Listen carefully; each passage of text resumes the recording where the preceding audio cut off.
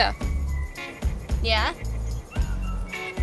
I bet you that if you do a zigzag up this hill and I go in a straight line, we'll be doing the same amount of work.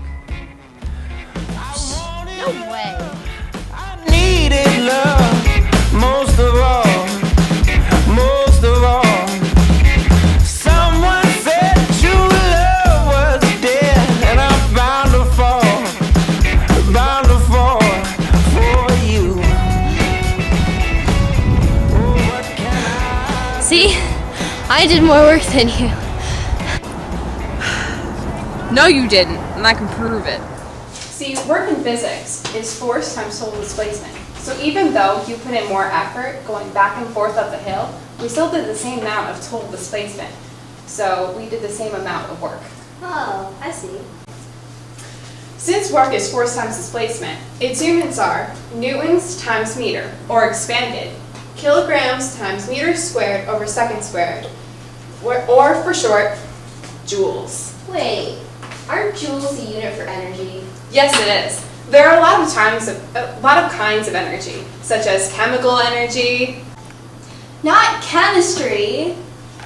kinetic energy, and potential energy. Oh, I know those. Kinetic energy is when an object is moving, and potential is stored energy. Yep, in physics, kinetic energy is when an object is moving. Remember the equation Vf squared equals Vi squared plus 2AD? Well, if you solve for acceleration, A equals Vf squared minus Vi squared over 2D. When you plug this into the equation, work equals force times displacement, and force is equal to ma, you get work equal to mass times Vf squared minus Vi squared over 2D times displacement. From there, you can cross out the d's, and you're left with m times Vf squared minus Vi squared over 2.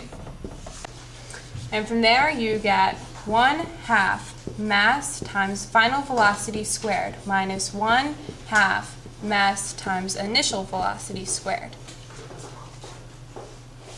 And that is change in kinetic energy. Okay, then what's potential? Potential energy is much easier. For that, you just switch in force for mg, or the force of gravity, and change in displacement to change in height. Welcome, one and all, to the Energizer Game Show. Amanda, for $10,000, answer this question. If a car is dropped and left to roll down the hill, will it have the same amount of energy from top to bottom?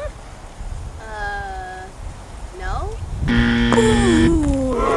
Sorry, that is incorrect. But why? Don't worry, I'll explain it to you. So do you remember in chemistry when they said that energy cannot be created or destroyed? Yeah, briefly. Well, it's the same thing in physics. If you start a system at the top of a hill, all of its energy is its potential energy, at least when it's stationary. And that's equal to the force of gravity times the height of the hill.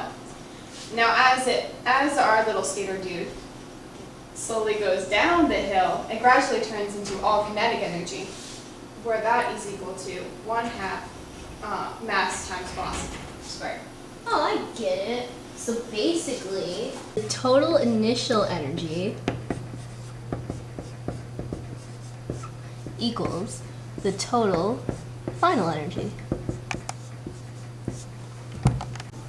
Yep, that means that the initial potential energy plus the initial kinetic energy is equal to the final potential energy plus the final kinetic energy. It really makes sense too. Ever notice that when you start a pendulum at a certain height and then let go, it returns to that same height? Well, that's because that at its maximum height, all of its energy is potential energy, and therefore it has a pause. As it goes back to the 0 position, all of its energy is kinetic energy, and it speeds up.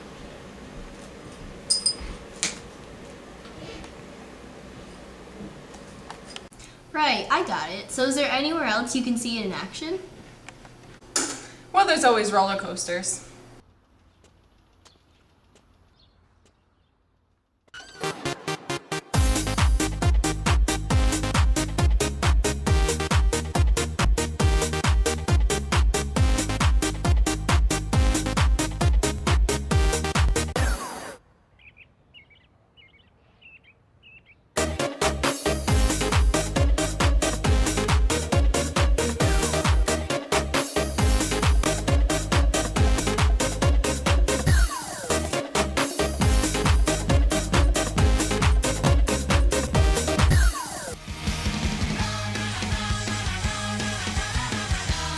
At the top of the hill, there is only potential energy, so its energy equation is equal to mgh. Now at the middle of the hill, we have some kinetic energy, so its total energy equation equals the energy that we had before, the mgh, equal to the new potential energy plus the new kinetic. Oh, okay. So at the bottom of the hill, there's just kinetic energy, which is equal to both the initial and the middle energy.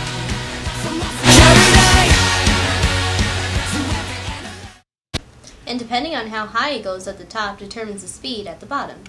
Exactly. All the energy is conserved. But that's not always true, right? Like sometimes when you're rolling something down a hill, there's not always the maximum speed at the bottom. I think the best way to look at this is to see it from the professionals. You're right about the loss of energy. Energy can be lost by a lot of things. Heat, friction, absorption, chemical reactions, light, anything really. Physics people lump it all together with adding a Q onto the conservation equation. So Amanda, what did you learn today? Well, I learned that I don't like physics. Seriously? Just kidding. I learned that work depends on displacement, not effort, A equals FD. There are two kinds of energy, potential and kinetic. Energy cannot be created or destroyed, and any loss of energy can be factored in by adding a Q. Great, is there anything else you need to know? Great, let's get out of here, it's freezing. So,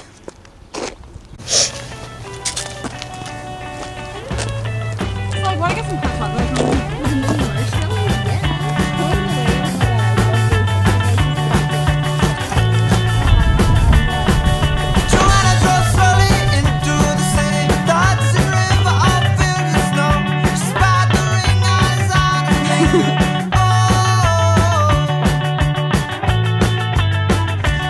Yep, in physics, kinetic is when an object is moving and potential is stored energy.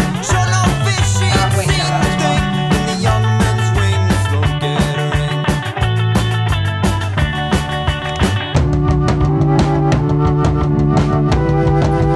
wrong. Well, there's always roller coasters.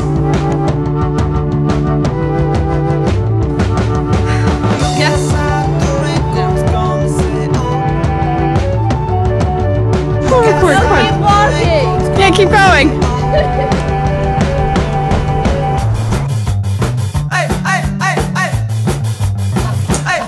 Exactly, and it really makes sense too. Look at this pendulum. Did you ever notice that when you pull it back to a certain height, it tends to stop in motion at that certain height, and then speed up, and stop. Exactly, and it really makes sense too. Whoever noticed that when you drop this pendulum at a certain height and let go,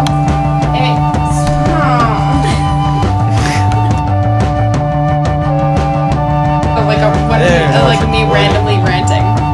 Like, hi, I'm going to a random rant. This is me just talking about random stuff that really has no meaning whatsoever. Hey, look, there's a thing. Anyway. Welcome, audience, to the Energizer Show. Clap, clap, clap.